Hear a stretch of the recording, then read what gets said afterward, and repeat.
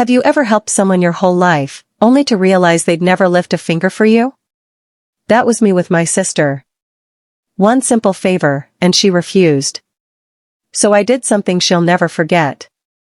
I never thought I'd feel so betrayed by my own family. It wasn't some big dramatic moment, it was 1,000 tiny ones that piled up over years. Ever since my sister was a teenager, I had been there for her. I helped her with essays in college, I stayed up late listening to her vent about friends or crushes, and if she got stuck somewhere, I would go pick her up without question. It was second nature to me, like breathing. But somewhere along the way, I noticed something. She never seemed to do the same for me. Not once. Not even a simple favor. My brother had noticed it too. He'd casually mention, "Does she ever help you?" And I would shrug it off at first, because who wants to think their sibling is selfish? Eventually, I confronted her about it. I wanted her to see it from my perspective. And she promised she would do better.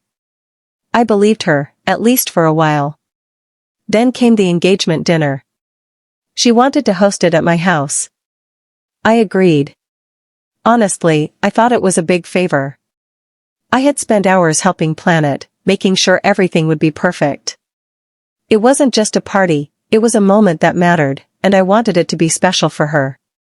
The night of the dinner, I left work, tired but ready. And that's when everything fell apart. There was a massive accident on the highway. Cars were smashed, traffic had completely stopped, and we were trapped. My husband and I spent 4 grueling hours inching forward like crawling ants. Meanwhile, I got a call from the daycare. "Where are you?" they asked. I explained the situation. They reminded me there would be an extra $100 charge every 30 minutes for being late. Panic hit. I thought about my kid sitting there, alone. I did what any desperate parent would do, I called my sister. I begged her to pick up the kids. "Please, just hold them for a few hours. I'll Venmo you for the daycare, anything you need. I'm stuck in traffic and won't be moving anytime soon." Her response? A flat, unapologetic no. "I want to relax tonight." I remember my chest tightening. My fingers trembled as I hung up.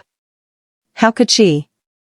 How could she turn me down when I had spent years helping her, dropping everything whenever she needed? I called her again, trying to reason, but she refused again. Hung up. My heart raced. The anger bubbled up, scorching and raw. In the end, my mother-in-law had to rescue the situation. She drove an hour to pick up the kids. By the time I got home around 9 p.m., I was drained, exhausted, and furious. I couldn't shake the rage. That Thursday night, I replayed every memory, every essay I helped her with, every ride to college, every time I stayed up listening to her problems while I barely slept. And she had the audacity to refuse me, a tiny, simple favor, just because she wanted to relax. I talked it over with my husband. We were done. Done with helping her. Done with bending over backward for someone who clearly didn't care. The next morning, I sent her a text.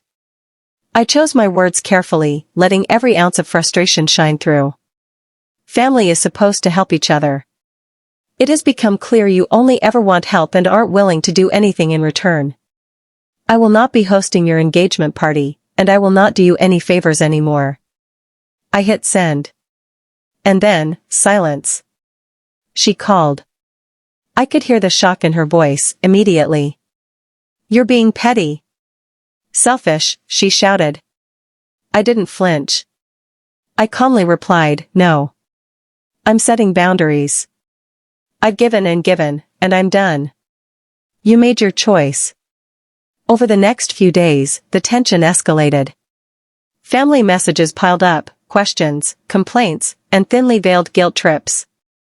Every time I saw her name pop up, my chest would tighten, my palms clammy, heart pounding with frustration. But I knew I wasn't wrong. Every friend I confided in agreed, I had been taken advantage of for years. And now, finally, I had the power to show her that her actions had consequences. I spent a night planning, thinking carefully. I didn't want to be petty, I wanted the lesson to hit hard. And I knew the perfect weapon, the engagement dinner.